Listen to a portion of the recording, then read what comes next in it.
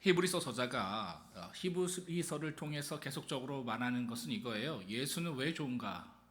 왜 예수여야만 하는가? 이거 끊임없이 질문하는 거거든요. 예수가 왜 좋은가?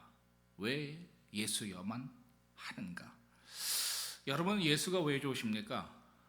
한번 질문해 보세요. 정직하게. 난 예수가 왜 좋은가?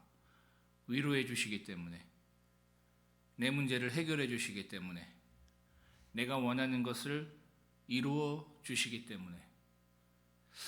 그래서 여러분, 우리가 예수가 좋은 건 아닐까요? 만약 예수가 좋은 이유가 이런 이유들 뿐이라면 우리는요, 예수를 끝까지 좋아할 수 없습니다. 진정으로 좋아할 수가 없어요. 왜냐하면 하나님께서 예수 그리스도를 통해서 우리에게 주시고자 하는 것은 이런 차원의 것이 아니기 때문입니다. 하나님께서 예수 그리스도를 통해서 우리에게 주시고자 하시는 것은 무엇입니까? 12절의 말씀처럼 죄의 문제에 대한 근본적인 해결입니다.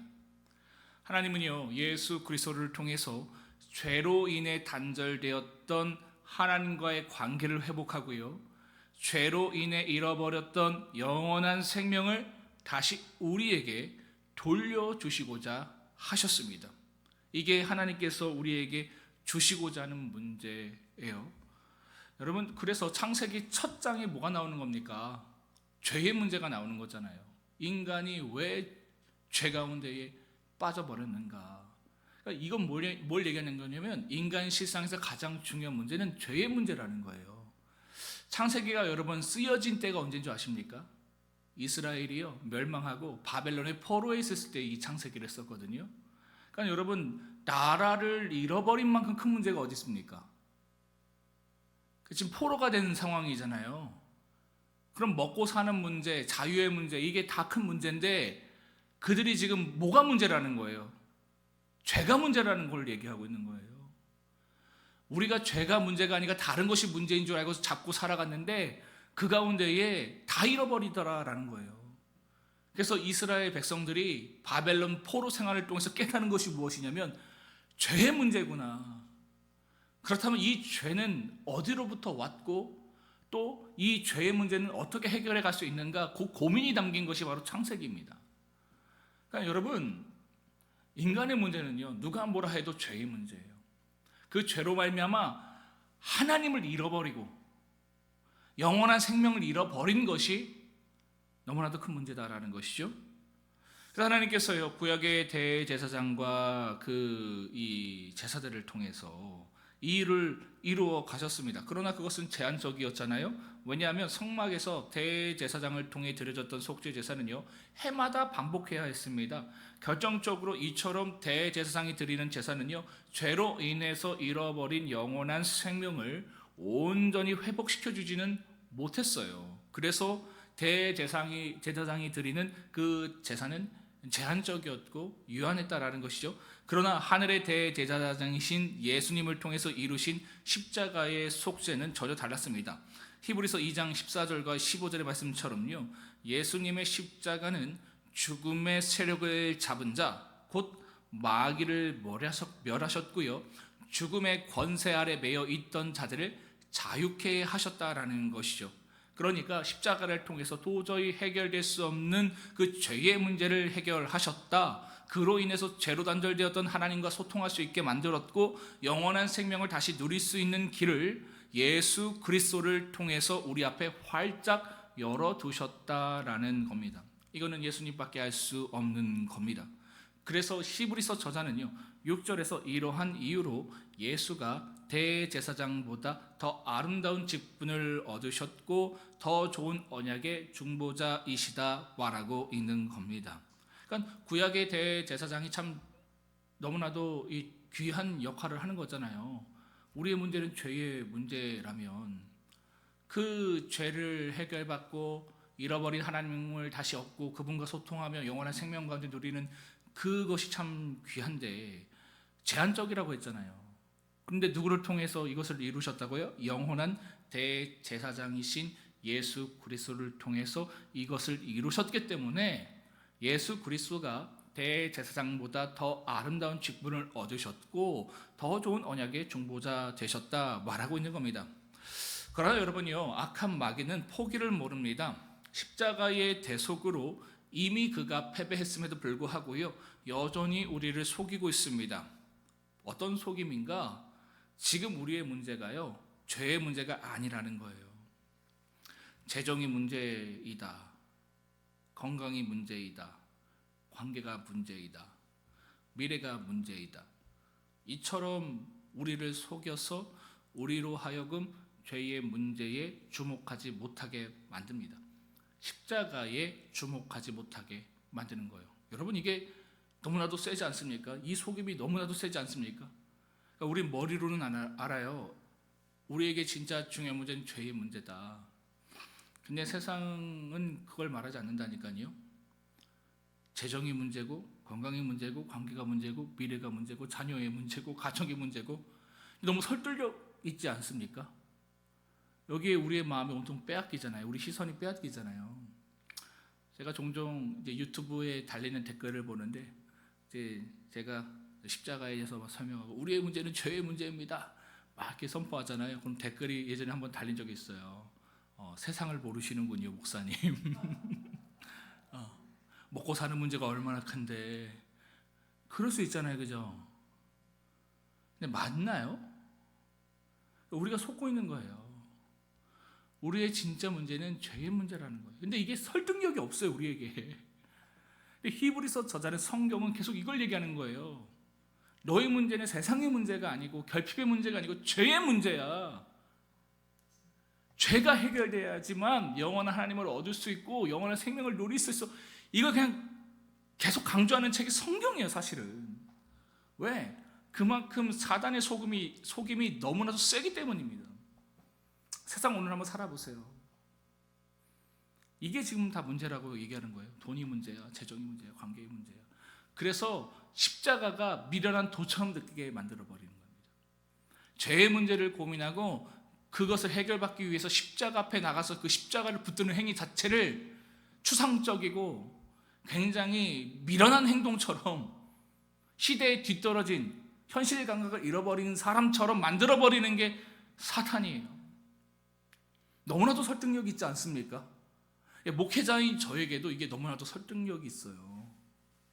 그래서 저도 모르게 그것을 놓쳐버릴 때가 너무나도 많습니다. 사단은 이걸 지금 한다라는 거예요. 우리에게 이 속임 가운데 빠져서 결국 우리로 예수님을 내 상한 감정을 위로해 주시는 분, 내 삶의 문제를 해결해 주시는 분, 내가 원하는 것을 들어주시는 분 정도로만 여기게 만드는 겁니다. 그렇잖아요. 현실의 문제가 너무나도 크잖아요. 그러니까 예수님은 뭘 해주셔야 되는 거예요? 이거를 해결해 주시는 분인 거예요. 그러니까 이 가운데 상처받은다, 내가 갖고 싶은 것, 내가 이루고 싶은 것, 누리지 못해서 상한 그 마음, 그것을 위로해 주시고 또 그것을 채워주시는 분 정도로만 여기게 만드는 겁니다. 주님은 그런 분 아니거든요. 우리의 궁극적인 문제, 죄의 문제를 해결해 주신 분이에요. 그러니까 너무나도 좋은 것 받았는데, 오늘날 때 좀 비싼 외제차 받았는데 그걸 가지고 이 아우토반을 막 달리고 막 그래야 되는데 마트 정도로 가는, 그 정도로 지금 쓰고 있는 거예요. 우리 김정호 사님이 독일에서 옛날에 아우토반을 막 달리시고 막 그러셨다는데, 근데 하나님께서 그거 하라고 주셨는데 마트 정도를 지금 가는 그러한 처지에 지금 예수님을 놓은 거예요. 보다 궁극적이고 보다 가치 있고 보다 더 나은 것들을 하나님께서는 예수 그리스도를 통해서 우리에게 주셨는데, 우리는 정작 그 예수를 가지고 죄의 문제를 향해 나가는 것이 아니라 그냥 내가 위로받고, 왜 위로받아요? 내가 세상에서 얻어야 되는데 얻지 못한 것 때문에 너무 속상하거든요. 그래서 주님으로 그것을 위로받고 그 힘으로 다시 내가 원하는 것을 추구하게 만드는 그분을 예수로 삼았다라는 것이죠. 그런 이유로 우리가 예수를 찾게 만들고 그 기대가 채워지지 않으면요, 예수조차도 가치 없는 분처럼 여기게 만드는 것, 이것이 바로 악한 마귀의 전략입니다. 한번 보세요, 여러분. 내가 원하는 것 예수를 통해서 주어지지 않는다면 여러분, 예수가 내게 가치가 없어요. 오늘 내가 신앙할 이유가 없는 거예요. 여러분, 이런 분들이 꽤 많은 거 아십니까? 그러니까 이게 다 신앙의 내용이었기 때문에 오직 예수를 바라보고 예수로 충분한 것, 이걸 얘기하잖아요. 신앙이 안 돼요. 그래 본 적이 없거든요. 근데 여러분, 그분을 만나면요, 그렇게 되어 있어요. 그 영원한 생명을 내가 취하고 맛보면요, 그냥 그것으로 만족할 수밖에 없습니다. 어제 우리 박명 목사님이 그 대장금 얘기하면서 홍시 맛이 나는데 뭐 어떻게 왜 그런 거 얘기하냐고. 그러니까 그 맛이 나는 거예요. 그냥 하나님 맛이 나는 거예요. 하나님을 알아지고 하나님 누리게 되는 거예요. 하나님 너무 좋은 거예요. 너 왜 하나님 좋니? 하나님이 좋은 걸 어떻게 얘기해요? 이렇게 얘기하게 되는 거예요. 근데 그걸 모르면 그냥 세상의 문제가 해결되지 않는 그것 때문에 절망하는 거예요. 근데 그 하나님 만나면 이것도 뛰어넘거든요. 이거 초월하는 거거든요.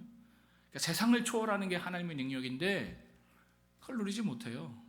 이 정도만 생각하다 보면 그냥 예수조차도 가치 없는 분으로 여기게 만든다라는 것입니다. 이것이 악한 마귀의 전략이다라는 것이죠. 사랑하는 성도 여러분, 속지 마시길 바랍니다. 저도 이 설교를 준비하면서 오목사 속지 말자. 왜냐하면 복음이요, 너무 능력 없는 것처럼 보이는 거예요. 너무 가치 없는 것처럼 보이는 거예요. 뜬구름 잡고 있는 거 아닌가?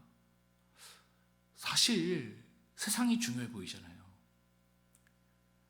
그 가운데 우리는 신음하고 있잖아요. 근데 거기를 향해서 그것보다, 그것도 문제지만 죄의 문제가 더 중요해. 그것을 선포한다라는 것은요, 참 저도 쉽지가 않습니다.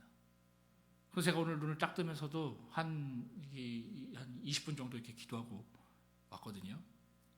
하나님, 이것이 저의 진짜 진정한 선포가 됐으면 좋겠습니다. 저조차도 이게 동의되지 않는다면 성도들에게 이걸 어떻게 내가 담대하게 설명할 수 있고 선포할 수 있겠습니까? 그러니까 오늘도 저의 마음을 다잡는 거예요. 여러분, 우리의 문제는 죄의 문제다라는 겁니다. 다른 어떤 것보다 죄의 문제가 우리에게 중요하다는 것을 여러분 잊지 마시길 바랍니다. 여전히 내가 내 삶의 주인이 된 죄인의 삶, 내 감정이, 내 계획이, 내 의가, 세상의 가치와 욕망과 쾌락이 여전히 내 삶의 주인, 내 삶의 왕으로 삼고 있는 죄인의 삶, 이 죄 가운데에 내가 있다는 사실조차 모르고 안다고 해도 여전히 이것을 내 노력과 내 실력으로 해결해 보려는 어리석음을 중단하지 못하고 여전히 고집하고 반복하고 있는 죄된 나, 이런 죄 가운데 내가 있다는 사실을 깨닫고 그 죄의 문제를 해결받기 위해서 오늘도 주님께 나아가 주님이 우리에게 보여주시는 십자가를 붙드시길 바랍니다. 그러면 우리는 이것만 하면 되는 거예요. 십자가만 붙들면 되는 겁니다. 십자가에만 붙어 있으면 되는 거예요. 나의 현실의 문제, 이 죄의 문제, 이거 내 힘 가지고 내 노력 가지고 내가 어떻게 해보겠다? 아니, 우리 그렇게 다 해봤잖아요. 그래서 예배도 많이 들어보고 봉사도 많이 해보고 여기 있는 분들 다 그런 분들 아니에요. 보통 신앙 하신 분들 아니잖아요. 나름 열심을 냈으니까 이 자리에 오는 거 아닙니까? 그렇게 해봤잖아요. 근데 어떻게 됐습니까? 그 주님과 더 멀어졌잖아요. 내가 해보려고 하니까 안 됐잖아요. 그렇게 배웠기 때문에 그렇게 해보니까 어떠셨습니까? 처음에 좀 되는 것 같지만 결국 안 되잖아요. 우리가 해야 될 것은 그냥 십자가에 붙어 있는 거예요. 나의 연약함을 가지고 하나님, 난 죄인입니다. 난 부족합니다. 나 좀 도와주세요. 오늘도 저 이렇게 기도하면서 나왔거든요. 기가 막혀 하나님이 여러분들 말씀 뽑으셨죠? 제가 뭘 뽑았냐면 하나님의 부르심에는 후회가 없다라는 말씀을 제가 뽑았어요. 아, 기가 막혀요. 왜? 제가 순간순간 그걸 놓쳐버리거든요. 아, 나 자격 없는데. 야, 내가 이 담임 목사로서 이 많은 성도들을 내가 끌 자격이 있나? 그런 능력이 되나? 종종 제가 하다 보면 뭐 여러 실수들이 나오잖아요. 괴로워요. 절망스러워요. 내가 해도 되나? 근데 그 말씀을 하시는 거예요. 하나님이 부르시면은 결코 후회가 없다. 너가 해야 될 것은 십자가에 붙어 있는 거다. 그래서 은혜를 구하는 것 같습니다. 완벽하고 잘하면 제가 나댈 거 아니에요, 그죠? 제가 한다고 교만해서 할 텐데 감사하게도 하나님이 저를 너무나도 부족하게 만드시고 저를 부르셔서 하나님 앞에 제가 붙어 있을 수밖에 없어요. 여러분, 붙어 있으면 되는 겁니다. 그럼 은혜가 주어지고 그럼 열매가 주어지는 거예요. 이 은혜가 저와 여러분들에게 있기를 주님의 이름으로 축복합니다. 이 내용을 기억하시면서 히브리서 8장을 함께 합독하도록 하겠습니다. 히브리서 8장의 말씀입니다. 시작. 지금 우리가 하는 말의 요점은 이러한 대제사장이 우리에게 있다는 것이라. 그는 하늘에서 지극히 크신 이의 보좌 우편에 앉으셨으니 성소와 참 장막에서 섬기는 이시라.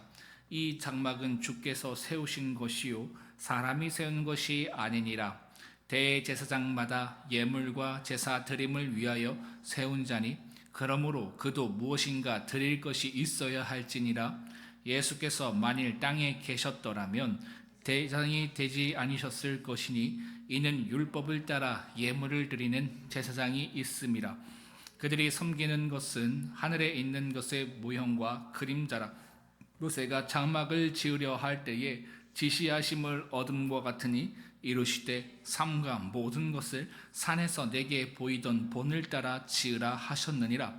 그러나 이제 그는 더 아름다운 직분을 얻으셨으니 그는 더 좋은 약속으로 세우신 더 좋은 언약의 중보자시라.